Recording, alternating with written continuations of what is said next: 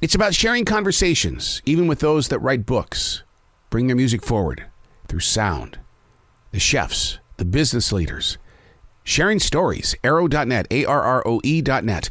All right, let's do it. Let's play it forward. These are real people, real stories. The struggle to play it forward. Episode number 499 is with Jason Kander, author of Invisible Storm.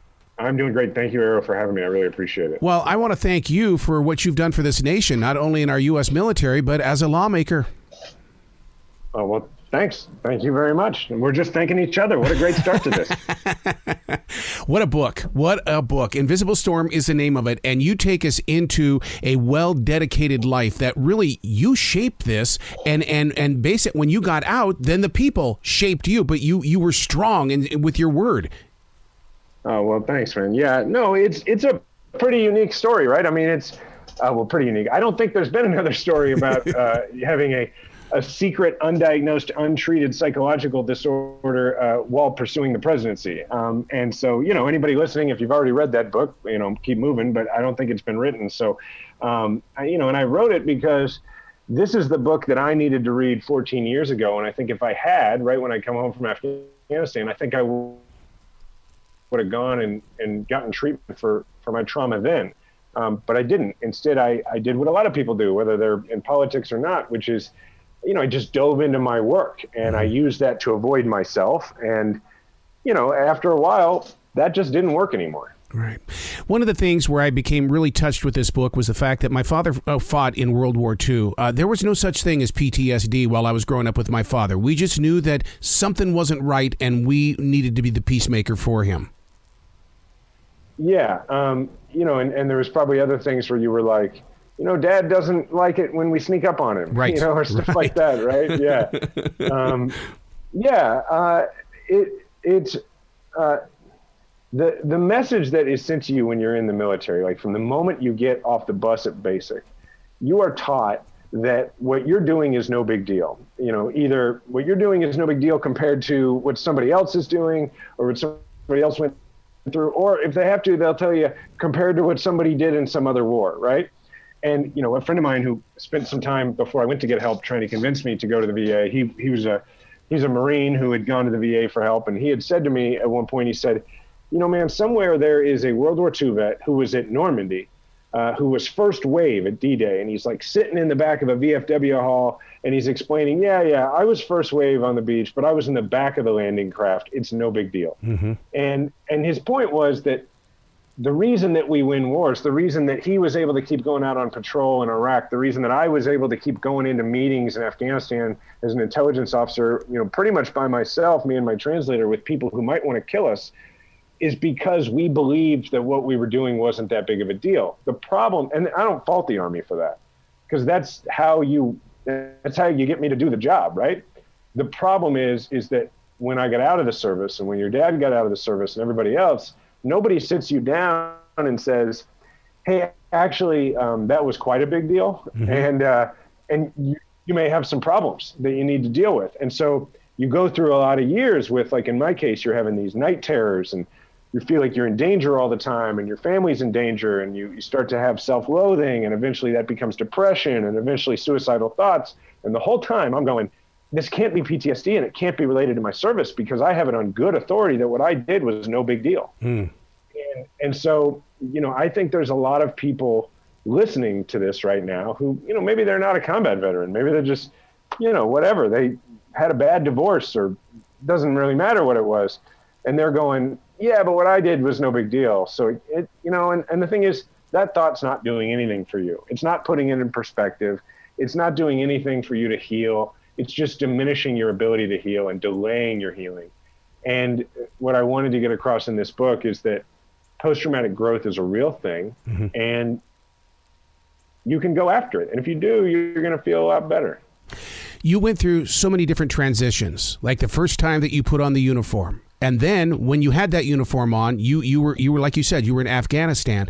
But then when you came home to become a civilian again, that's a transition in the uniform because you became a lawmaker. That's a transition. The transitions you've gone through, how have you made it through and have you well documented it in journals? I wish I had been better about journaling because it would have made it way easier to write this book. But which is probably why it took me like a year to write it.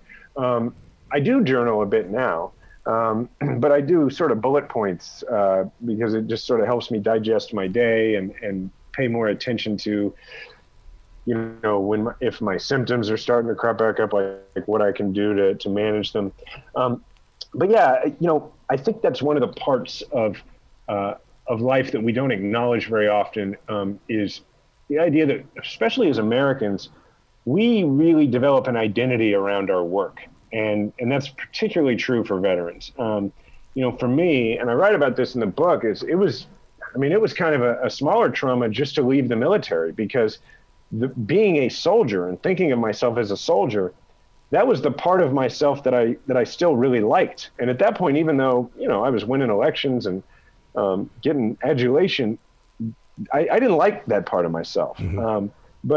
But I liked and I respected the part of me that was a soldier. And so when I was no longer part of the military, it was very difficult for me to digest what that meant and who I was now.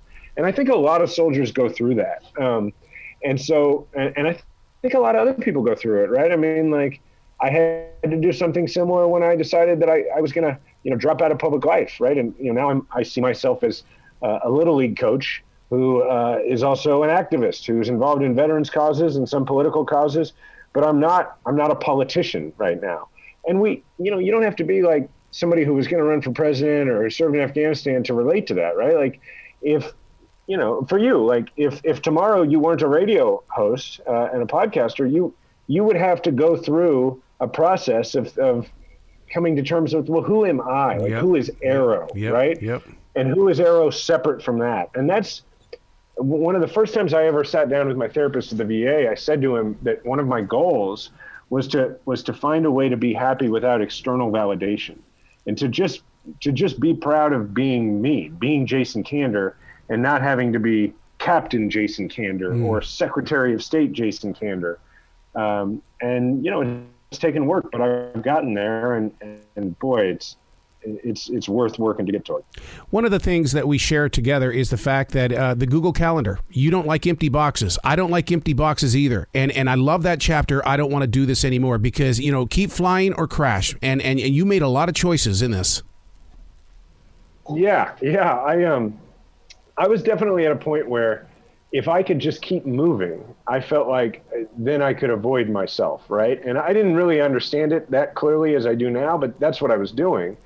And it came to a head when, I got to a point where I was just sort of piecing together one endorphin hit after another, one performance after another. And so like the endorphin hit would last long enough to keep me to the next one, right?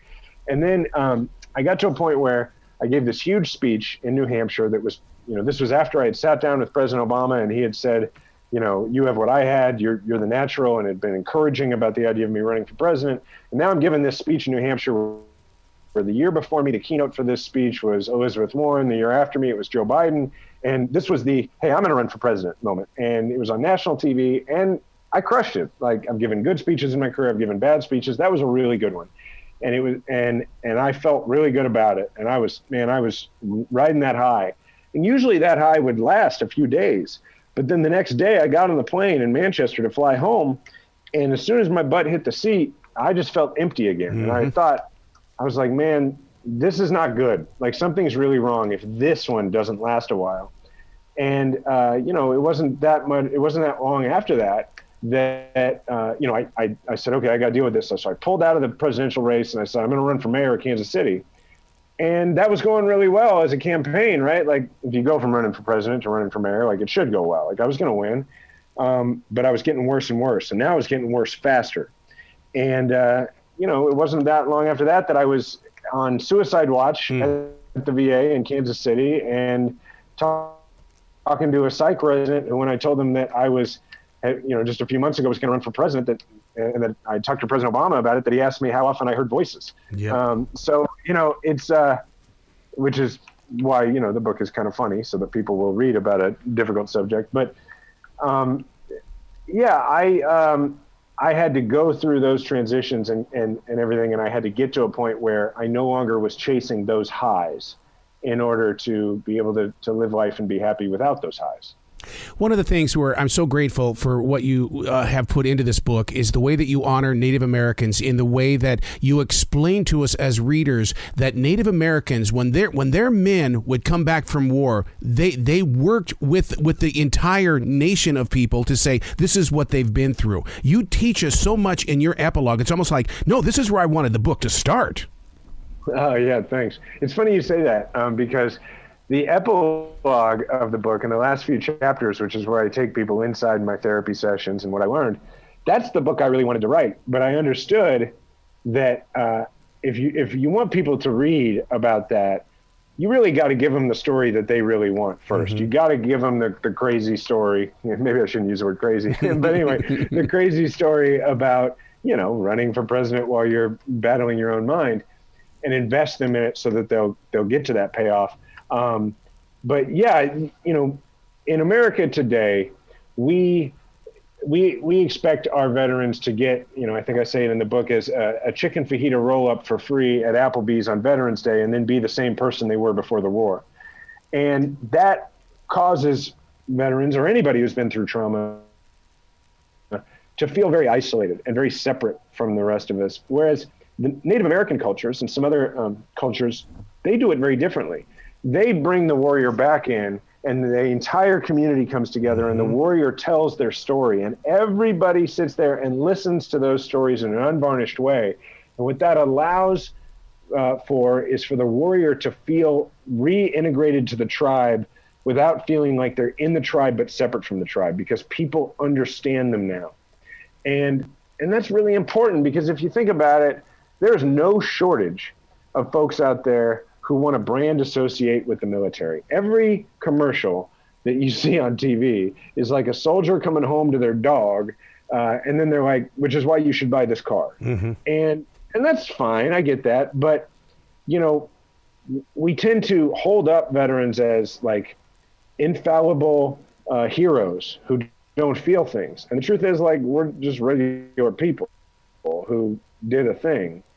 And it's important for us to feel understood and to feel not like mascots, but like humans. And so, the work I do now at Veterans Community Project, where I get the opportunity to help veterans, come out of homelessness, that gives me a chance to do that every day. And it's really meaningful to me, and the brands and the other folks that we work with who put real work and real money into it. I feel good about their brand association stuff, and that's why all of my royalties from this book go to Veterans Community Project.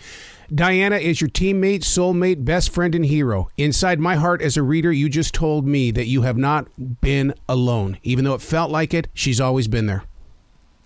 Yeah, man.